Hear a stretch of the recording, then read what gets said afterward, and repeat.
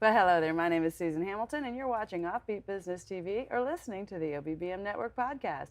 Today, I'm talking to Larry Kortkamp of the Kortkamp Group. Good to see you, Larry. Good to see you too, Susan.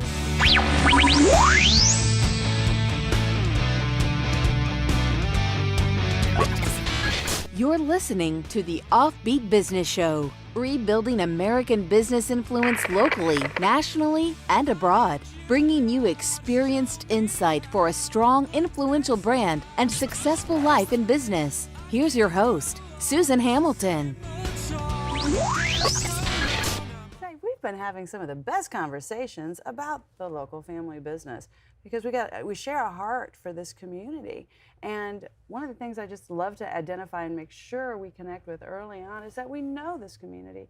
80% of American micro to small business tend to be family-owned businesses of 9 employees or less. That means we're building our business while we're raising our kids, taking care of our parents. We probably have a veteran, active duty, EMT, or law enforcement in our family or workspace, and 30 to 50% of us have an addict in our family or workspace. Today's business climate is very different. And it's, as we were saying earlier, Larry, it's not your mom's business. You can't wear all the hats today like she could. This is tough stuff. It is tough stuff. We want to wear those hats. Yeah. And the idea of business is the same as mom's. It's the same as grandma's. You got into business for a specific reason. You thought you had something that was worthy of sharing with your community in one aspect or another. Either that was you're in a restaurant, you're a good accountant, or whatever that happens to be. You've got a store, so you want to share that, and it's a good way for you to make a living for you and your family. Mm-hmm. So how do we do that against the big challenges that we face today in the world? So the numbers are against us, right? If you just look at the stats, small businesses face an uphill challenge. They're usually not here after a long period of time, and it's not that long, 5 to 7 years, or even a year or 2 years down the road, we lose a lot of them. Why does that happen? So what our company does at the Kortkamp Group, we always call ourselves a business improvement company. So we're trying to improve businesses. How do we help them to succeed? And that encompasses a wide range of opportunities for us and a wide range of potential challenges for them and how we can help them fix that. That's so true. And I just want to get rid of the doomsday about it, because while they may not succeed, at the same time they go back and they go back and they go back and they make up the backbone of American commerce. It's a huge, huge issue across the board. They're failing and coming back, either doing the same thing better or trying a new avenue. But we can do a better job of helping them achieve the longevity that we've had before. The reason they sometimes don't succeed is because of small little things that they're not doing correctly. So a lot of our small businesses are hesitant to reach out to someone else that can help them to overcome these challenges that they face. And the reason they fail and then come back is because they're learning like we've all learned. Right. We're learning by example. So I've tried this, it didn't work. So now I'm going to go back, and this time I'm not going to do that. I'm going to do something different, and I'll succeed. But if they would just do something that a lot of entrepreneurs find very difficult to do, they have to release some of that control, right? They have to learn to delegate. They have to listen to other people. If they can do that to a certain extent, we can help them to bridge gaps in their businesses, take the things that they're doing right, combine them with some of the things that we think they could tweak just a little bit differently to make their business more successful and have a little bit longer lifespan in this world. And possibly a lot longer, because the types of things that we're dealing with, if we try to do it all, and I've said this a million times, so at the risk of sounding like a broken record, geez, you can't wear every single hat you can't. But today IT is moving so much faster. HR is moving so much faster. The compliance. There's some big things out here that if we try to navigate all of that, we're no longer doing the other things that make our company great. And what's worse than that is, in that environment, it becomes very difficult to convey the heart and the passion for what it is that we're doing, right? The company's mission, the company's message, to the teams that we're building to execute the whole doggone thing. That means processes now, wow. And without outside eyeballs, I think it's very difficult to get your operations in order as well. Yeah, and you mentioned something, outside eyeballs. Really, that's what we provide to a business. We come in, we don't know your business inside and out, and I really don't want to know your business inside and out. I have to come in with an objective point of view. First thing I have to do is see who you are now. What's making you successful now? And then as an outside observer, I'm comparing your business to other businesses that I see, both successful ones and not so successful ones. And how can I correlate what your business does to those other groups? And how do we get your business to operate more like the successful ones and less like the ones that are unsuccessful? So some businesses, most businesses, have a lot of commonalities. No matter what widget they're making or how they're selling it, they still have operations that need to be operated the same. So how they hire employees, how they train, how they position themselves in the market, how they generate new leads, how they circumvent the regulations in their industry, all these different things that have to happen that are similar and identical in most cases to many other businesses. So if I can come in and point some of those out, then we can help them to figure those problems out. Super important. I think everyone that I'm talking to here in the DFW community, I very rarely hear somebody say, yeah, not me. It deals with employment. And we were talking about that earlier in our personal discussion. We're seeing this right and left. Getting this team to get on board, I think may look very different today than it's ever looked before, to engage a workforce that loves what they're doing and brings their passion to the game. Right. So to do that, I think, is probably on everyone's heart. We want to. How do we stop the exhaustion? Right? Because it is exhausting. It is go exhausting. through people time and time again. Do you have any simple guidelines that can help us look at that spot a little smarter? I do. I mean, some of the things are transferable from your personal life to your business life. So how do we handle that on a personal level? I'm very fortunate in our business, the Kortkamp Group. I get to do it with my wife, Elaine. We share the challenges, we share the ups, the downs of our business, and we learn to delegate duties to one another. Those same things that work in a private or your personal life have to be translated to your business life as well. You can't do all that by yourself. You have to learn how to trust and delegate to others within your industry otherwise, or within your business. Otherwise, it becomes too much for you. That can operate at certain levels. If you're a painter and you go out and paint and you're just a one-man guy in a truck, it's easier for you to do that. If you want to grow beyond that and have two people, the minute you go to that second person, all these challenges arise, right? So it's like the larger your business grows, and it's a natural progression. Businesses have a tendency to want to grow. They want to grow. How do we allow that business to grow, fertilize it correctly, water it the way it's supposed to be doing, encourage the people that are there, and how do we help them to mature into a bigger business than where they are?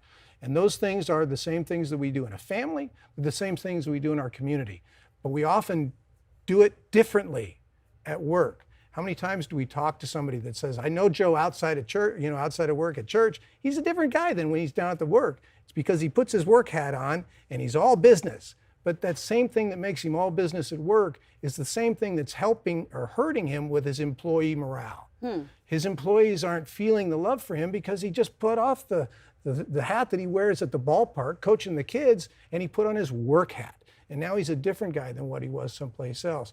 We have to take the same qualities that make us good people, good stewards of our communities, of our families, take those same values into our businesses, and that's how we retain our employees, because they are our family. Our business people that work with us is our work family, right? How do we keep our work family happy? The same way we keep our own family happy. Sometimes it's compromise. You can't always have everything you want. So as a leader, we try and determine those things where I can bend a little. There's things I can't bend on. Well, so that's where I'm getting. Some things we can. That's what I'm getting at, Larry, because when it's one thing to keep them happy, it's another thing to keep them productive. And all of that is process oriented. It's all process oriented. I'm kind of a tech guy, and in our business, I do a lot of the technical aspects. It's what I love to do. So there's a lot of ways that technology today can help us manage phases or portions of our business that didn't exist in our mom or our grandma's businesses that now allow us to operate, whether that's on the payroll side, on the processes side, how we generate a lead, how we process that sale through the business, how we advertise ourselves in the world. All these things now have different mechanisms in place to help us to do that. Everything from how we accept a phone call is different, right? We don't have phone lines anymore. Now it's all done through the internet, or it's done through some other application. And I hear that I'm my husband just came home the other night and talked about a scenario at work where he was on the phone with someone who had said that the way she runs her business is everybody has to take that phone and put it in a basket when they walk in that door. I don't know how realistic that is today. I have to say, I liked the idea, right? Except we're in media and everybody's going to really be needing that phone to actually do what we do. So it's an interesting time today, but technology is playing a huge role, and our focus, I mean, in every aspect, I would say, from every level of our company, how we're using that technology, how we're keeping that focus in place. I think those are huge challenges today. The way I look at it, the best technology is technology that kind of disappears. It's technology that's less noticeable. You should be able to focus on running your business rather than focused on the technology of your business. Technology needs to be seamless. It needs to operate well. At home, with your computer at home, you don't have a workman standing by your machine helping you every day with the problems that are broken or don't work. It's the same thing in your business. You don't need something. Your machine shouldn't be broken every day. You know, there's other things that are impacting that particular problem that we want to try and fix. Why is that one particular instance? You are processing this particular sale through an arcane manner, through a worksheet. Even though it seems technical, I'm doing it through an Excel spreadsheet.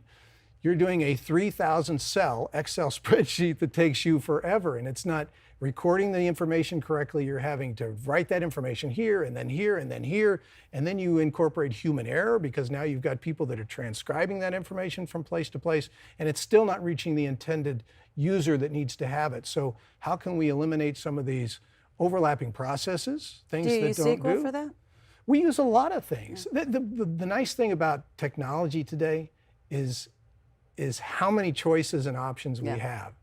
And to the consumer, sadly, they all seem to blend together. We were teasing each other at a conference that I was calling us the acronym business, and we are. There's an acronym for everything. So it's OBBM, we don't know. Yeah, it's UCaaS, or it's SD-WAN, or it's whatever it happens to be. And all these acronyms are important to us, and we say them because we don't want to say the lengthy terminology to each other. But we often forget that the people that we're actually trying to help or reach don't understand what we're talking about. So one of the things that we try and do is bridge that gap from the technology world and how sophisticated or uncommon it seems to be, and make it fit a business that doesn't seem to think that technology is going to work for them. Very good. I've got a telephone. Why do I need to go to an internet-based phone? Because you have delivery people that could benefit by having that cell phone in their car and take that cell phone with them so that you can take them to the next place that they need to deliver. Or you've got service trucks that need GPS location systems inside them that tell you where they are, when they're going to be at their next account, how their vehicles are operating. Or you have an order processing system that tells where that order is happening. All these things make your business more efficient, and if they're done correctly, you shouldn't have to worry about them either. They become just something that operates in the background. You and I get in our car and we drive to work. How often have you gotten to work and you didn't even realize you didn't even think about the trip? You didn't make all those complicated exits and on-ramps and speed decisions and turns. That was something that just operated, and that's how the technology in your business should operate. That stuff should just be done because you're focused on the destination. You're focused on what I'm going to do and where I have bigger things to think about than the printer that's not going to print today, right? Fabulous. Larry, thank you so much. We're about to take a break and hear from some of our sponsors, and when we get back, we're going to hear more from Larry Kortkamp with Kortkamp Group.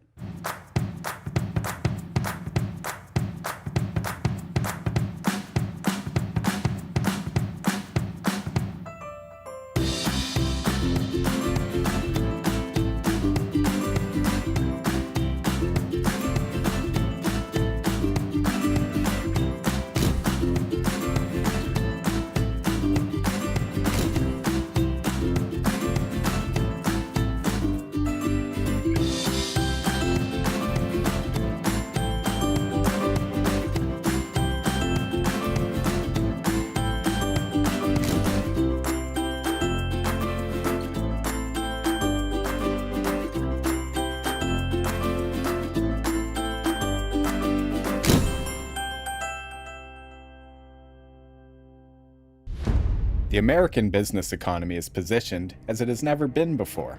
Professional videography is a core element for attracting a higher level of engagement with the people group you need for significant impact. Now is your time to shine. My name is Bill Brock, owner of White Rock Films, and I invite you to a powerful opportunity in the marketplace.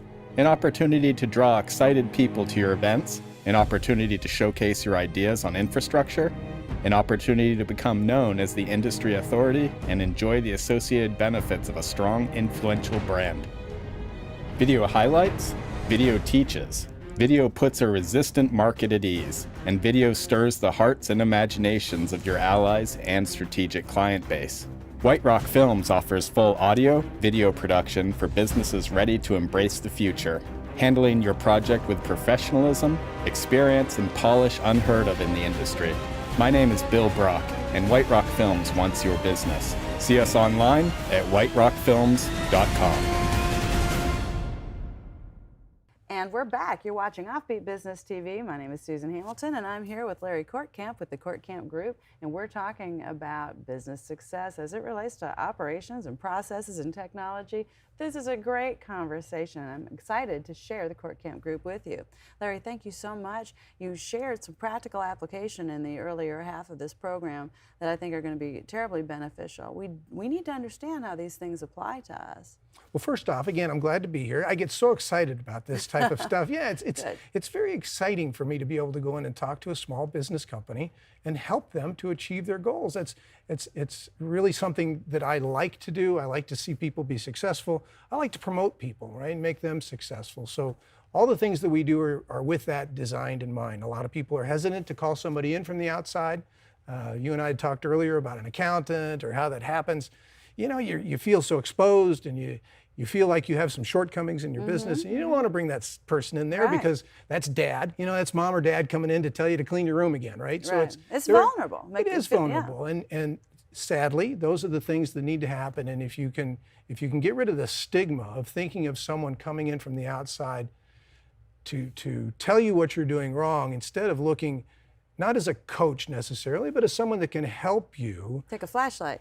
Yeah, and just kind of shine the light into some of those areas. It's a good analogy as to where you might be able to change things. So we were talking before the break about technology. Technology is great. You know, technology for me is a way of measuring, right? On one respect, it helps the systems of a business operate better. If we can find a software that'll help you generate an architectural drawing, if you're an architect, if we can have that software that'll talk to your person in the field that's actually operating the work crew that's working on the building, and they can actually make changes to that architectural drawing there or order supplies, and that single thing that they do in the field transmits through the entire operation all the way up to the little lady that's cutting the check. Or if that is even gone and now the check is actually cut automatically and goes to the vendor and the piece is now sent out, that's where your business begins to grow, because now you've eliminated so many bottlenecks in your business that existed before, because there are pressure points in each one of these phases of that small order that goes through. So for me, that's technology. How do I incorporate something to make my systems work better? But then the other side is metrics. You cannot succeed in your business if you can't measure your business. A lot of people tell me, I'm not making any money. Okay, well, how much does it cost you to make your widget? Well, that depends. They don't know. They don't know how much it costs them to make the widget they're selling. Well, how much are you selling it for? Well, that depends. They don't know how to position it as on the sales side. They don't know how to price their object. They don't know how many different points there are. If they're a manufacturer selling business to business, they might have a distributor or a wholesaler or an agent. They might have all these things. They're trying to sell a product that eventually is going to go out at a retail price point, but they don't know how to backpedal that to get their cost. And now they're buying it from overseas, and they're dealing with tariffs, or they're dealing with shipping costs. So many different factors that come into just how much is your product. We say it so casually, but what's the cost? How long does it take to be constructed? What are your carrying costs and inventory? These are things that people deal with in businesses every day. Right. And if you don't know how much inventory you have, where your supply chain is handled, how your pieces are being put together, and then you've got people that are actually doing those chores for you, how are they handling those things? What is your quality control like? There's a lot of moving parts to a business, and unless you can Unless you can measure all those moving parts, you can't improve your business because you don't even have a baseline to start from. So the other part of technology for me is not only helping things to move smoother, but also to identify all the pieces of your business so that you, as the captain of the ship, can sit down and see what your business is doing at any point in time.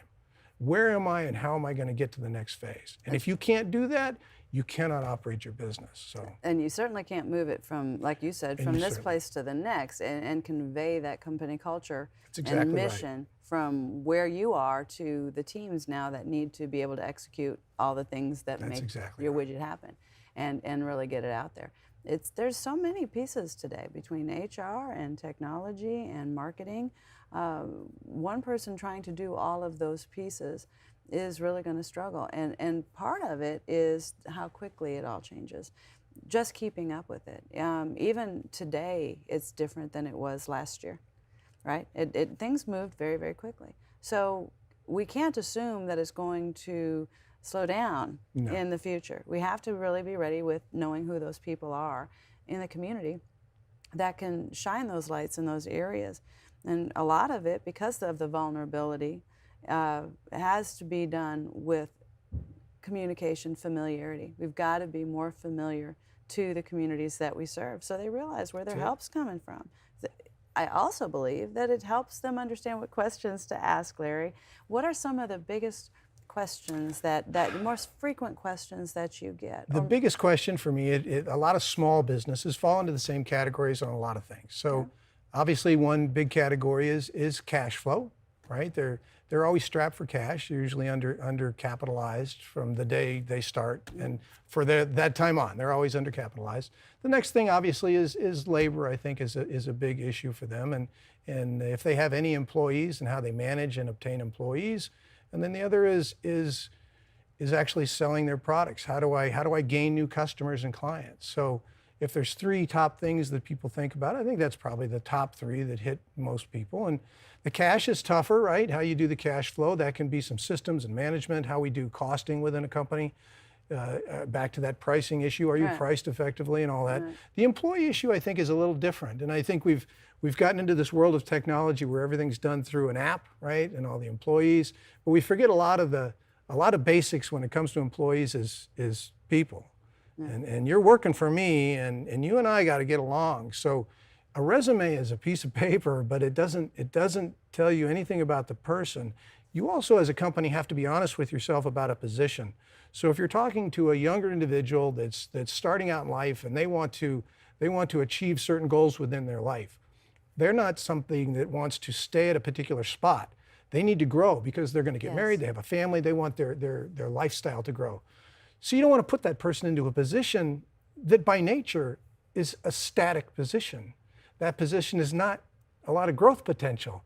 So don't hire that person in the beginning and then think that person's going to be happy in your job. They're not going to be happy because they wanted a different thing.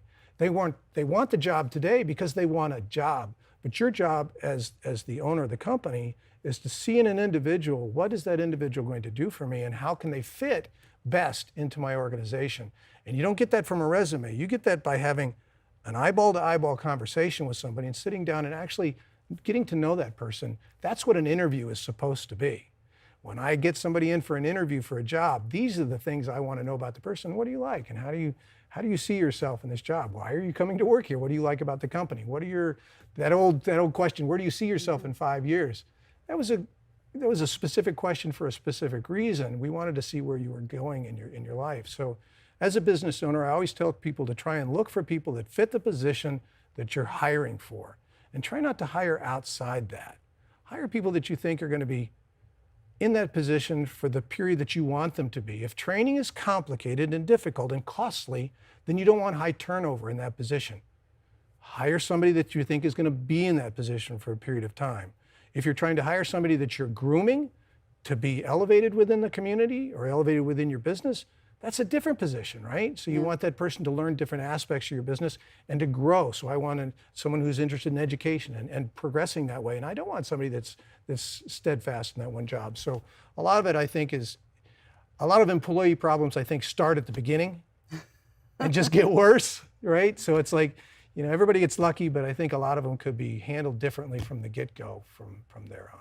Yeah, it's interesting. I get to see some of the things that you know, HR offers all types of videos that can help people understand how to navigate the social scene today, right? Ethics training, customer service, all these different types of things that are accessible now through different resources that HR has, and the local business can actually take advantage of that. There's ways to access those types of things as well. So we can create that culture and help our team understand what those expectations are, right? We can do that and help them be a little more confident in their position. I think that's the other thing I try and tell employers.